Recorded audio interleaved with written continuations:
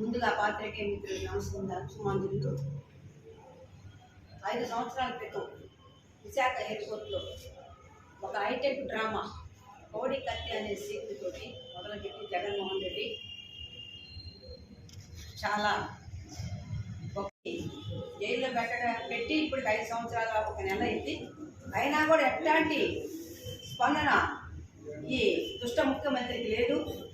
అనేక బాధలు పడుతూ కోడి కత్తి సీను జగనన్న నువ్వు ముఖ్యమంత్రిని కావాలని చెప్పి అని అన్నాడు. కోడి కత్తి గీసుకుంది లేదు, గాయం అయింది లేదు. నానా రకాలుగా సెంట్రల్ గవర్నమెంట్పై రామ్నాథ్ సింగ్ గారి చేత కూడా చెప్పించుకొని హైదరాబాద్లో జరగడం జరిగింది.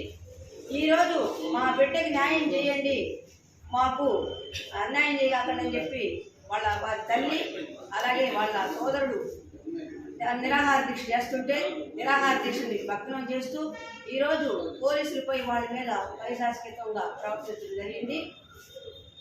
దళిత బిడ్డని నేను మీ మధ్య పెరిగాను అని చెప్పేసి వాళ్ళని తలను నిమురుతూ గుర్తులు పెట్టుకుంటూ నేనున్నాను మీకు అండగా అని చెప్పేసి పోయి వాళ్ళ ఓటుతో కేసి ఈరోజు ఎక్కడ చూసినా కూడా రాష్ట్రం మొత్తం మీద కూడా దళితుల్ని ఊసకోతకు వచ్చినటువంటి ప్రభుత్వం ఏదైనా ఉందంటే వైసీపీ ప్రభుత్వం, అందులో జగన్మోహన్ రెడ్డి అని చెప్పేసి చెప్పడానికి ఎలాంటి సందేహం లేదు. ప్రజా రక్షకుడుగా ఉండి ప్రజలను కాపాడాల్సినటువంటి ముఖ్యమంత్రి తాడిపల్లి ప్యాలెస్ దాడకుండా తాడిపల్లిలో పిల్లిలాగా ఇంట్లో కూర్చుంటూ 5 సంవత్సరాల నుంచి మేము ఒకటే అడుగుతా ఉన్నాం, నీ కేసులకి జైలుకి వెళ్ళవు, బయటికి రావు, అందరినీ కలవు.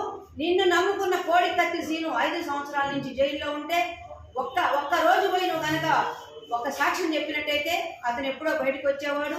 అతనికి చాలా భవిష్యత్తు ఉంది, పెళ్లి కావాల్సి ఉంది, అంత భవిష్యత్తు ఉంది. భవిష్యత్తును మొత్తం అతని జీవితాన్ని నాశనం చేసిందంతా ఈ జగన్మోహన్ రెడ్డి అని చెప్పడానికి ఎటువంటి సందేహం లేదు. మేము ఒకటే అడుగుతా ఉన్నాం, తప్పులు నువ్వు చేస్తావు, ఇతర వాళ్ళ మీద నెపం పెడతావు. నీకెప్పుడు జరిగింది? 25/10/2018 సంవత్సరం జరిగిన సంఘటన ఇప్పుడు నువ్వు కూడా తీసుకోలేదంటే దళితుల పట్ల నీకు ఎలాంటి ప్రేమాభిమానం నీకు తెలుస్తూ ఉంది.